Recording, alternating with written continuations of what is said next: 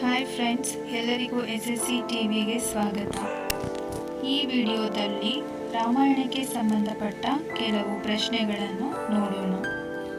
ರಾಮಾಯಣ ಮಹಾಕಾವ್ಯದ ರಚನಾಕಾರರು ಯಾರು? ಉತ್ತರ ವಾಲ್ಮೀಕಿ. ರಾಮಾಯಣ ಮಹಾಕಾವ್ಯವು ಎಷ್ಟು ಕಾಂಡಗಳನ್ನು ಒಳಗೊಂಡಿದೆ? ಉತ್ತರ 7 ಕಾಂಡಗಳು. ಕೋಸಲ ದೇಶದ ರಾಜಧಾನಿ ಯಾವುದು? ಅಯೋಧ್ಯೆ. ದಶರಥನ ಪತ್ನಿಯರು ಎಷ್ಟು ಜನ? ಉತ್ತರ 3 ಜನ. ದಶರಥನ 3 ರಾಣಿಯರ ಹೆಸರೇನು? ಉತ್ತರ ಕೌಸಲ್ಯೆ, ಸುಮಿತ್ರೆ, ಕೈಕೇಯಿ. ಕೌಸಲ್ಯೆಯ ಮಗ ಯಾರು? ಉತ್ತರ ಶ್ರೀರಾಮ. ಸುಮಿತ್ರೆಯ ಮಕ್ಕಳು ಯಾರು ಯಾರು? ಉತ್ತರ ಲಕ್ಷ್ಮಣ ಮತ್ತು ಶತ್ರುಘ್ನ. ಕೈಕೇಯಿಯ ಮಗ ಯಾರು? ಉತ್ತರ ಭರತ. ರಾವಣನು 10 ತಲೆಗಳನ್ನು ಹೊಂದಿದ್ದರಿಂದ ಪಡೆದ ಹೆಸರು?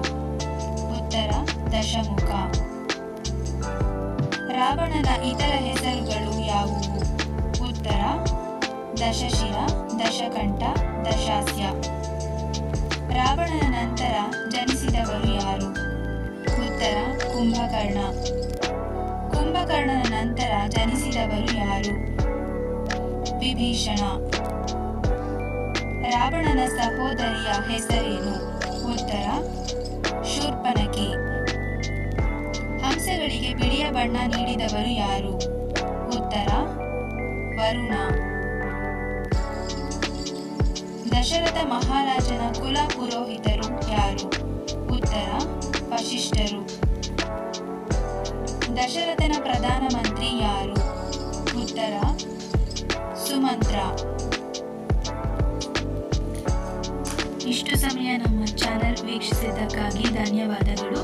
ವಿಡಿಯೋವನ್ನು ಲೈಕ್ ಮಾಡಿ ಹಾಗೂ ನಮ್ಮ ಚಾನೆಲ್ ಅನ್ನು ಸಬ್ಸ್ಕ್ರೈಬ್ ಮಾಡಿ.